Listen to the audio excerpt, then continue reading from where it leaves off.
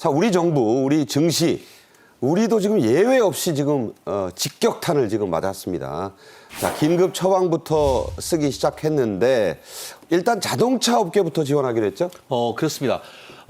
돈 가뭄 방지 모임 뭐 이렇게 얘기할 수도 있을 것 같습니다. 실제로 지금 금융당국 같은 경우에는 김병환 금융위원장이 이복헌 금감원장을 비롯해서 5개 시중은행 그리고 또 은행연합회장 또 금융투자사를 비롯해서 우리나라 자금을 어떻게 보면 지휘하는 사람들을 다 같이 지금 모임을 했는 것 같습니다.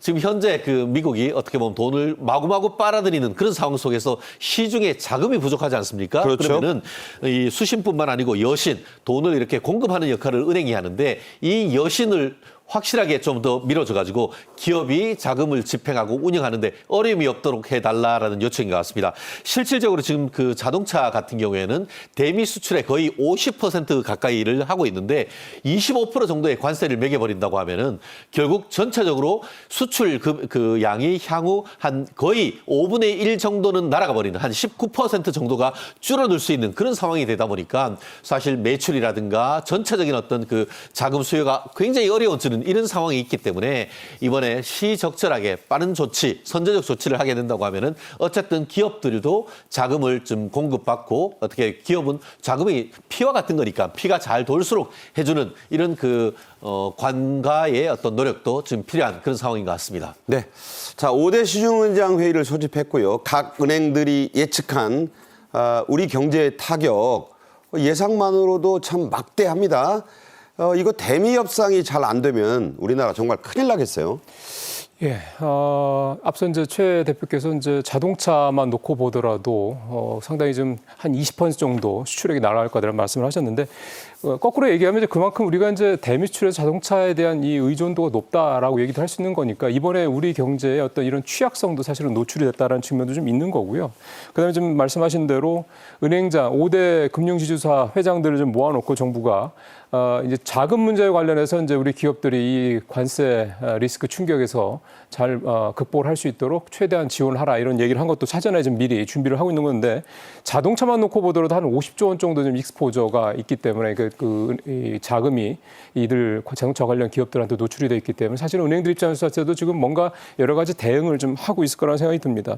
하나은행, 산업은행, IBK은행, 국민은행 뭐 등등등 국내 은행들 쪽에서 자체적으로 좀 계산한 그런 이번 관세 리스크에 대한 충격은 기본적으로 20%를 기준으로 계산이 나온 것들이고요. 20% 관세 부과에 우리나라 수출이, 그러니까 대미 수출이 13% 정도 줄어들 것이라고 얘기를 한 건데 잘 아시다시피 지금 미국이 우리한테 부과한 관세는 25%죠. 그러면 13%보다 더 우리 수출이, 대미 수출이 줄어들 수 있다는 얘기가 좀 되는 거고요. 앞서 제일 대미 수출 비중이 큰 게 자동차라고 말씀하셨는데 자동차 같은 경우는 좀 가장 먼저 25% 관세를 부과받은 상태이기 때문에 그 여파가 더 클 수도 있다. 잘 아시는 것처럼 지난번에 정의선 회장이 뒤통수 맞아가긴 했습니다만 미국에 좀 대대적인 투자를 하고 있지 않습니까? 결국 그래서 미국의 현재 생산을 늘리는 게 결국은 이 관세 리스크에서 최종적으로 해방될 수 있는, 극복할 수 있는 방법이기 때문에 결국 다른 어떤 기업들도 이 선례를 따라가야 될 가능성이 높고요.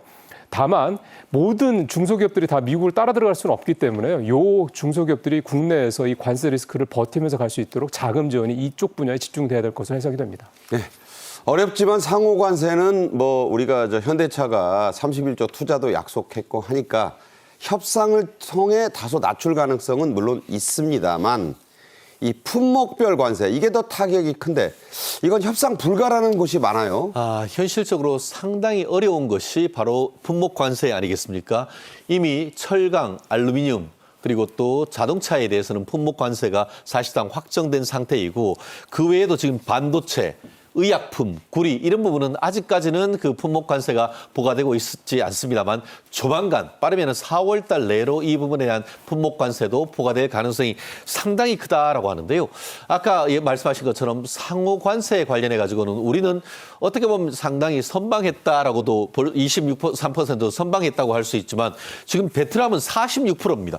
실제 우리나라가 급여가 높다 보니까 삼성전자 휴대폰 공장 같은 경우에도 다 베트남으로 가고 베트남에서 만든 다음에 미국이나 유럽으로 수출을 했는데 베트남에 대해 46% 해버리면은 그만큼 가격이 경쟁률이 뚝 떨어지는 결과가 되기 때문에 차라리 우리나라에서 만든 게 나아요. 그렇죠. 오히려 우리나라에서 더 컴백하는 게 낫기 때문에 과연 이런 상황 속에서 기업 경영하기에 상당히 어려운 그런 상황이 되기 때문에 금융의 역할 굉장히 지금 중요한 그런 상황이 된 것 같습니다. 네.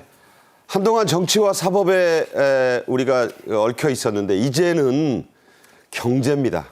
당장 먹고 사는 문제에 목줄이 조여오고 있습니다. 최진영 대표, 임종윤 평론가와는 여기서 인사드리겠습니다. 잘 들었습니다. 고맙습니다. 고맙습니다.